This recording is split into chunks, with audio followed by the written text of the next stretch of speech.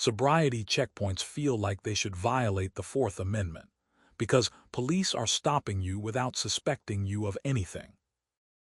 California courts have allowed them, but only as a narrow exception, treating them as an administrative safety measure rather than ordinary criminal investigation. That exception comes with specific conditions, and a checkpoint that ignores those conditions is not automatically valid. California has identified several factors a legitimate checkpoint must satisfy. Supervisors, not field officers, must make the key operational decisions.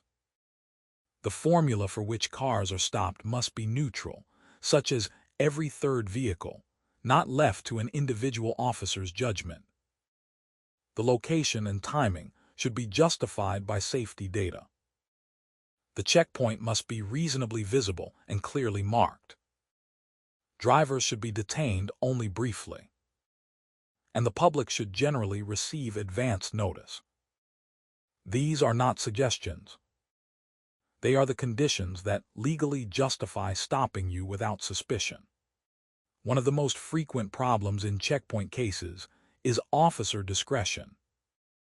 The entire legal justification for suspicionless stops rests on removing individual officer judgment from who gets pulled aside.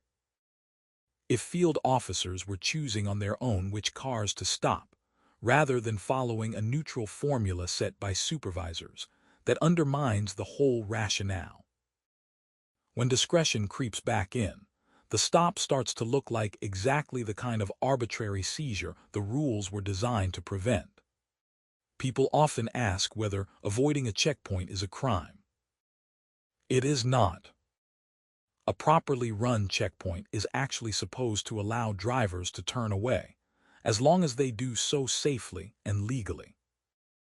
However, if you commit an actual traffic violation while turning, such as an illegal U-turn, that gives an officer an independent reason to stop you.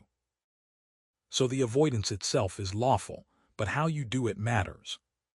Agencies are expected to plan checkpoints in advance, with written records covering the selection formula, location justification, supervisory approval, and publicity.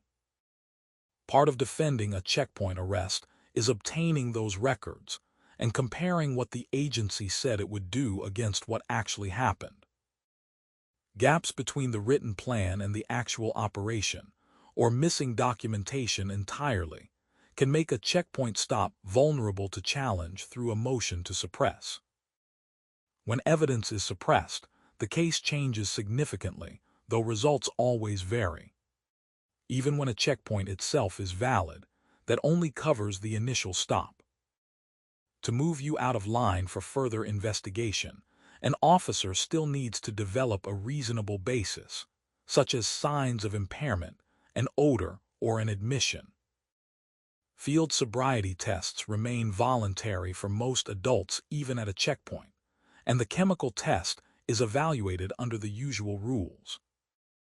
A valid checkpoint is the start of the legal analysis, not the end of it. If you were arrested at a checkpoint, the validity of that operation is worth a careful look, and the answer is not always obvious. I'm Joel Brand, a California DUI lawyer. This is general information, not legal advice. If you want a free written case analysis, it is at DUI.guru.